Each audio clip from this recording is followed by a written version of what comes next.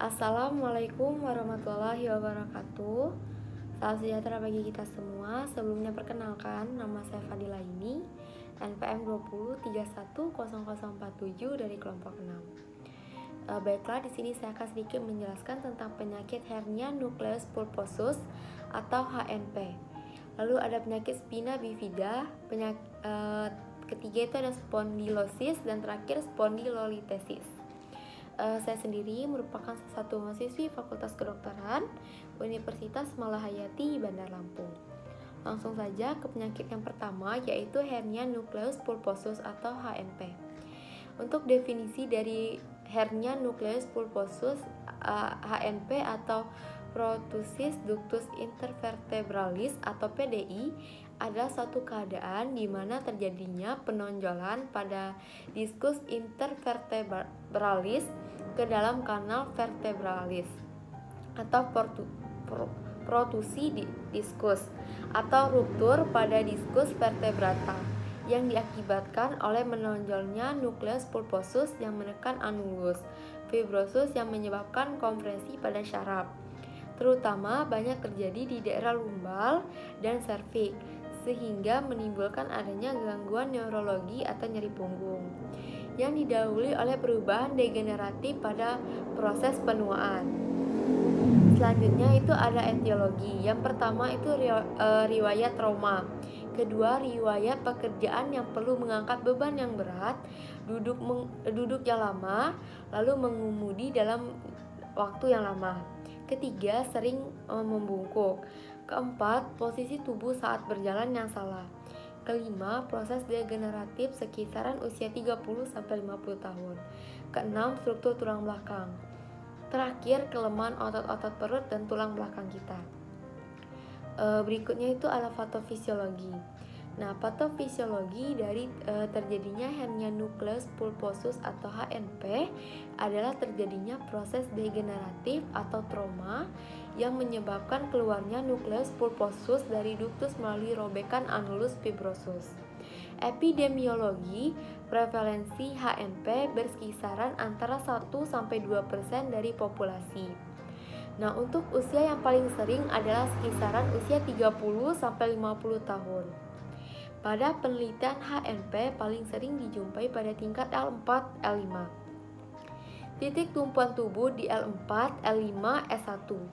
Penelitian Damar dan Corles pada tahun 1931, pasien dengan herniasi ductus lumbalis memperlihatkan bahwa pasien HNP L3, L4 secara bermakna dari usia tua dibandingkan dengan pasien HNP L4, L5. Nah, untuk faktor resiko yang pertama itu usia. Usia merupakan faktor utama terjadinya HNP karena anulus fibrosus lama-kelamaan akan hilang elastisitasnya, mengakibatkan kering dan keras. Nah, itu menyebabkan anulus fibrosis mudah berubah bentuk dan ruptur. Kedua, trauma. Nah, trauma terutama trauma yang memberikan stres terhadap kolumna vertebralis seperti jatuh. Ketiga, itu adalah pekerjaan. Nah, pekerjaan terutama yang sering mengangkat barang berat atau cara mengangkat barang itu yang salah. Itu juga mengakibatkan resiko terjadinya HNP.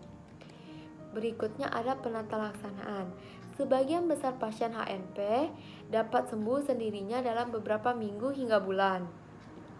Selama periode tersebut, pasien dianjurkan untuk banyak berbaring dan tidak melakukan aktivitas yang berat. Meskipun demikian, tetap perlu bergerak agar sendi dan otot tidak kaku. Pasien juga bisa mengopres area yang sakit dengan kompresan hangat atau juga kompresan dingin. Bila gejala masih belum reda, periksakan ke dokter. Dokter biasanya melakukan sejumlah tindakan berikut untuk mengatasi saraf yang kejepit. Yang pertama, dokter memberikan obat. Obatnya itu meliputi obat pereda nyeri, pelumas otot, dan suntik kortikosteroid. Kedua, biasanya dokter melakukan fisioterapi. Tetapi, jika metode di atas belum bisa juga meredakan gejala atau pasien masih juga mengalami kesulitan untuk berdiri, berjalan, dan mengontrol buang air kecil, dokter bedah saraf atau dokter ortopedi akan melakukan operasi tulang belakang kita. Lalu untuk komplikasi, Walau jarang, HNP dapat menekan kaudal equina yang terletak di punggung bawah dan mengakibatkan komplikasi yang serius, terjadi disfungsi kontrol berkemih atau buang air besar, menurunnya kemampuan beraktivitas dan shoulder anestesia. Untuk prognosisnya, hernia nukleus pulposus atau HNP pada pasien yang menjalani operasi laminektomi memiliki angka mortalitas sekitar 0,3%. Nah, pasien yang mendapatkan terapi dini dan agresif memiliki prognosis keseluruhan yang lebih baik. Untuk pencegahan, berolahraga secara teratur, terutama jenis olahraga yang dapat menguatkan otot serta sendi di tungkai dan punggung, misalnya olahraga berenang. Kedua, menjaga postur tubuh yang baik seperti duduk dengan punggung yang tegak atau mengangkat badan dengan posisi yang benar. Ketiga, mempertahankan berat badan ideal untuk mencegah tekanan berlebih pada tulang belakang. Keempat, berhenti merokok, karena kandungan di dalam rokok bisa mengurangi suplai oksigen ke bantalan tulang belakang. Terakhir, sesekali berdiri dan lakukan peragangan jika pekerjaan itu mengharuskan Anda untuk duduk dalam waktu yang lama. Berikutnya itu adalah penyakit spina bifida. Definisi dari spina bifida adalah kelainan neural tube atau neural tube defect yang terjadi akibat kegagalan neural tube yang menutup dengan sempurna. Spina bifida berarti terbelahnya artus vertebra dan bisa melibatkan jaringan syaraf di bawahnya atau tidak. Nah, spina bifida ini disebut juga myelodysplasia, yaitu suatu keadaan di mana ada perkembangan abnormal pada tulang belakang. Spinal cord, saraf-saraf sekitar dan kantung yang berisi cairan yang mengitari spinal cord. Kelainan ini menyebabkan pembentukan struktur yang berkembang di luar tubuh kita. Nah, untuk etiologi dari spina bifida itu disebabkan oleh tabung syaraf yang tidak berkembang atau tidak menutup dengan sempurna pada masa kehamilan. Meskipun begitu, belum diketahui secara pasti kenapa hal tersebut bisa terjadi. Untuk patofisiologi, berhubungan dengan kegagalan plat tuba untuk menyatu dan menutup. Oleh karena itu, perlu untuk memahami embriogenesis dari plat neura. Tuba neura atau neural tube terbentuk sejak hari ke-22 pasca fertilisasi yang terdiri dari 2 tahap, antara lain tahap neuralasi primer dan sekunder. Untuk epidemiologi, data epidemiologi menunjukkan bahwa spina bifida terjadi pada 3,4 per 10.000 kelahiran hidup yang ada di seluruh dunia. Di global, spina bifida merupakan gangguan non-kromosomal yang terjadi di Amerika Serikat dengan angka prevalensi sebesar 30 per 100.000 kelahiran hidup. Angka prevalensi ini lebih tinggi dibandingkan dengan angka prevalensi spinal bifida di Eropa. Lalu ada faktor risiko. Yang pertama itu mengalami kekurangan asam folat. Kedua, asam folat adalah vitamin yang sangat penting untuk perkembangan janin. Ketiga, memiliki riwayat keluarga dengan spina bifida. Untuk penata laksanaannya, spina bifida secara umum terdiri dari 2 komponen, yaitu pembedahan dan penanganan komorbid penderita. Tindakan operatif, tata laksana utama neural tube defect adalah pembedahan. Pembedahan dapat dilakukan saat bayi masih di dalam kandungan atau setelah bayi lahir. Berikutnya adalah komplikasi, yaitu meningitis adalah salah satu komplikasi yang dapat terjadi apabila operasi tidak dilakukan dalam 48 jam pasca kelahiran.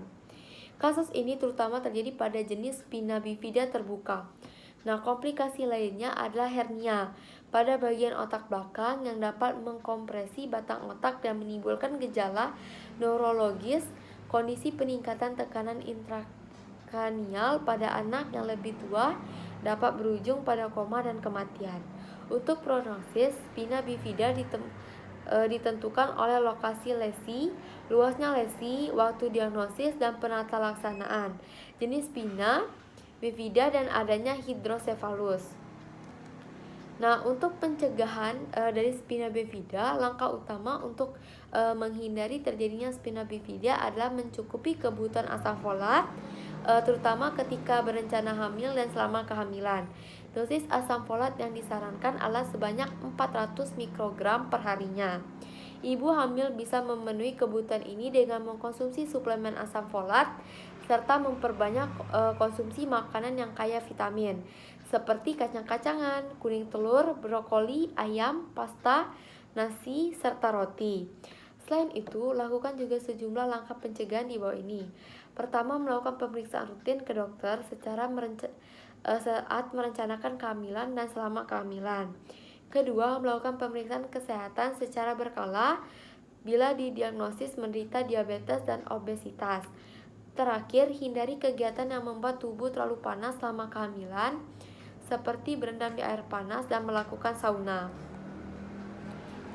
Berikutnya kita ke penyakit spondylosis.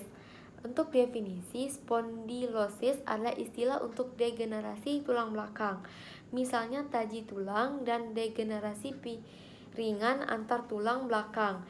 Seringkali istilah spondylosis digunakan untuk mendeskripsikan osteoartritis pada tulang belakang. Untuk etiologi, semakin bertambahnya usia, tulang dan ligamen pada tulang belakang melemah, menyebabkan taji tulang, osteoartritis, piringan intervertebra mengalami degenerasi dan melemah, menyebabkan hernia dan penonjolan pada piringan. Akibatnya, seorang dapat mengalami beberapa gejala spondylosis. Beberapa penelitian menyebutkan bahwa spondylosis terjadi karena adanya proses degeneratif. Adapun faktor-faktor yang dapat meningkatkan resiko spondylosis lumbal adalah kebiasaan postur yang buruk, cerdas mekanik akibat gerakan mengangkat, membawa atau memindahkan barang, dan juga herediter. Selanjutnya adalah patofisiologi. Untuk spondylosis merupakan penyakit degeneratif yang sering mengenai lumbal.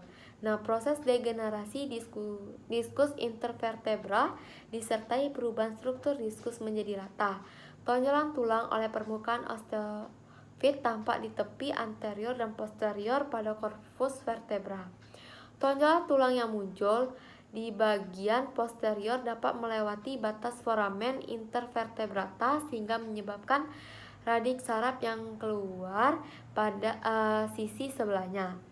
Nah, diskus intervertebralis akan mengalami perubahan sifat ketika usia bertambah tua. Pada orang muda, diskus terutama tersusun atas fibrokartilog dan matriks gelatinus. Pada lansia akan menjadi fibrokartilog yang padat dan tak teratur. Penonjolan faset dapat mengakibatkan penekanan pada akar saraf ketika keluar dari kanalis spinalis yang menyebabkan nyeri penyebaran sepanjang saraf tersebut. Untuk epidemiologinya menunjukkan nyeri punggung masuk pada urutan ke-19 dengan presentasi 27% dan prevalensi dirasakan seumur hidup sebanyak 60%. Menurut World Health Organization (WHO), 2-5% dari karyawan di negeri industri tiap tahun mengalami nyeri punggung bawah, dan 15% dari absentrisme di industri baja serta industri perdagangan disebabkan karena nyeri punggung bawah. Untuk faktor resiko spondylosis, ada banyak faktor resiko. Yang pertama itu kelebihan berat badan. Kedua, cedera atau trauma pada sendi. Ketiga, predisposisi genetik. Keempat, orang yang memiliki pekerjaan atau berolahraga yang memberikan stres berulang pada sendi tertentu. Kelima, usia gejala seringkali dilaporkan pertama kali di antara usia 20-50 tahun. Lebih dari 80% orang di atas 40 tahun memiliki bukti spondylosis pada studi X-ray. Terakhir, jenis kelamin. Untuk orang di bawah 45 tahun, osteoartritis lebih umum terjadi pada pria. Setelah usia 45 tahun, osteoartritis lebih sering ditemukan pada wanita.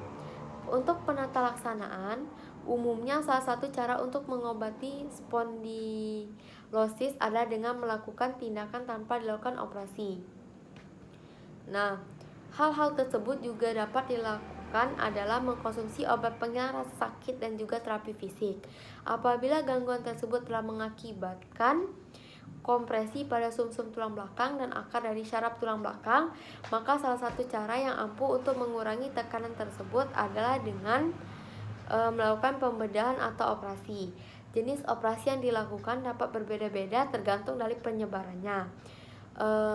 Berikut adalah beberapa operasi yang dapat dilakukan tergantung dari penyebarannya, yaitu pertama ada disektomi untuk menghapus piringan sendi hernia. Kedua ada laminektomi untuk menghilangkan taji tulang atau menghilangkan bagian tulang belakang yang disebut lamina. Lalu ketiga adalah laminosplasti, membuka ruang untuk jaringan syaraf dengan mengubah posisi lamina. Fusi tulang belakang menyatukan segmen tulang belakang menggunakan tulang yang ditransplantasikan dengan atau tanpa alat tambah. Lalu ada komplikasi. Kelainan tulang belakang ini dapat menyebabkan komplikasi berikut. Yang terjadi adalah stero tulang belakang, kondisi penyempitan saluran saraf pada tulang belakang yang menyebabkan gejala mati rasa, kesemutan atau kelemahan pada syaraf kaki. Lalu ada radikulopati serviks. Berikutnya ada perubahan pada cakra atau tulang di punggung yang menyebabkan saraf terjepit sehingga menimbulkan nyeri, mati rasa, hipersensitivitas pada punggung. Lalu ada myelopati spondylotik serviks, sumsum tulang belakang yang terkompres atau terjepit hingga menimbulkan nyeri dan mati rasa pada tungkai kaki. Lalu ada skoliosis, adanya hubungan antara kelainan tulang belakang ini dengan skoliosis, yaitu melengkungnya tulang belakang ke arah samping hingga tulang belakang membentuk huruf S atau C. Lalu prognosis penyakit ini umumnya baik, kecuali dijumpai adanya komplikasi dan penanganan yang dilakukan tidak optimal. Laporan kasus ini secara umum membahas berikutnya adalah pencegahan. Nah, seorang tidak dapat menghentikan tubuhnya dari bertambahnya usia, tapi dapat melakukan banyak hal untuk meningkatkan kesehatan tulang belakangnya dengan mengikuti tips yang tercantum di berikut ini. Yang pertama, duduk dan berdiri yang benar. Kedua, belajar mengangkat dengan benar. Ketiga, berolahraga secara teratur. Keempat, raih dan pertahankan berat badan yang sehat. Kelima, makanan yang sehat atau diet seimbang, rendah lemak, kaya buah-buahan dan sayur-sayuran. Keenam, berhenti merokok. Ketujuh, hindari penggunaan alkohol secara berlebihan. Terakhir, beristirahat yang banyak. Lalu berikutnya kita ke penyakit yang terakhir atau penyakit spondylolistesis. Definisi dari spondylolistesis adalah kondisi ketika tulang belakang bergeser dari posisi normal. Spondylolistesis akan menimbulkan nyeri tidak tertahankan. Kondisi ini juga bisa menyerang semua bagian tulang punggung, mulai dari bagian atas, tengah, dan bawah. Spondylolistesis berbeda dengan hernia nukleus pulposus atau HNP atau syaraf terjepit. Pada HNP hanya bantalan yang terletak di antara ras tulang belakang yang bergeser dan menekan syaraf yang ada di tulang belakang. Nah, untuk etiologi, yang pertama itu cacat lahir di tulang belakang. Kedua, cedera tulang belakang yang tiba-tiba atau berulang-ulang. Ketiga, tumor pada tulang belakang. Keempat, pengikisan tulang belakang akibat proses penuaan atau degeneratif. Terakhir, retak pada tulang belakang atau spondylolisis. Untuk patofisiologi, spondylolistesis adalah defak dari vertebrata yang menyebabkan pergeseran segmen tulang belakang. Defek vertebrata dapat disebabkan oleh proses kongenital, degeneratif, trauma, maupun infeksi. Spondylolistesis dapat terjadi di regio vertebrata tetapi lokasi sering pada rasio vertebrata lumbal karena rentan mengalami cedera akibat menahan beban atau peregangan berulang akibat aktivitas fisik. Untuk epidemiologinya, data epidemiologi spondylolistesis menunjukkan prevalensi dan insiden dipengaruhi oleh usia, jenis kelamin, dan riwayat penyakit muskuloskeletal. Spondylolistesis dapat terjadi pada semua usia, tetapi prevalensi meningkat pada usia di atas 50 tahun. Di global, prevalensi global spondylolistesis pada populasi umum sekitar 4-8% dengan rasio pria dan wanita adalah 3:1. Studi populasi pada 500 siswa sekolah dasar berusia 6-12 tahun menunjukkan insidensi spondylolistesis sebesar 4,4%. Penelitian lainnya pada 37 pasien usia 49-80 tahun menderita spondylosis menunjukkan sebanyak 19 pasien atau sekitar 51,4% mengalami spondylolistesis, sedangkan spondylolistesis degeneratif jarang menyerang individu di bawah usia 40 tahun. Untuk faktor resiko, yang pertama ada aktivitas berat seperti mengangkat beban, memikul barang di pundak, menaik sesuatu yang berat. Kedua, beberapa olahraga berisiko tinggi seperti sepak bola, rugby, senam, gulat, dan angkat berat. Ketiga, kelainan yang sudah ada sejak lahir atau kongenital. Keempat, akibat penuaan. Kelima, cedera berulang pada tulang belakang. Keenam, pernah mengalami kecelakaan lalu lintas yang merusak tulang belakang. Terakhir, retaknya tulang belakang hingga tulang bergeser ke depan. Untuk penata laksanaan, pengobatan untuk spondylolistesis tergantung pada tingkat keparahan penyakit. Terapi non-bedah umumnya dapat membantu meningkatkan nyeri dan menyokong tulang untuk kembali pada tempatnya. Penderita sebaiknya menghindari olahraga dan kontak fisik berat sama menjalani proses perawatan. Metode terapi non-bedah yang sering dilakukan meliputi 1. Istirahat sejenak, hindari aktivitas seperti mengangkat atau olahraga yang melibatkan kontak fisik. Kedua, menggunakan penahan punggung. Terakhir, latihan terapi fisik atau fisioterapi dengan peregangan dasar dan latihan kekuatan. Latihan semacam ini dapat membantu meningkatkan jangkauan gerak pada tulang belakang dan hamstring. Nah, pembedahan biasanya dilakukan untuk kasus yang lebih berat, yaitu prosedur spinal fusion atau penggabungan tulang belakang. Prosedur dilakukan dengan pembiusan secara total. Terapi pembedahan biasanya dibutuhkan pada kasus dengan jarak pergeseran tulang belakang yang sangat jauh. Kasus yang tidak merespon terapi non-bedah dan jika terjadi penekanan syaraf. Lalu berikutnya adalah komplikasi spondylolistesis. Spondylolistesis bisa menyebabkan komplikasi serius bila dibiarkan tidak tertangani. Komplikasi itu meliputi 1. Nyeri punggung bawah yang berkepanjangan, lalu ada kifosis atau lengkungan tulang belakang yang tidak normal.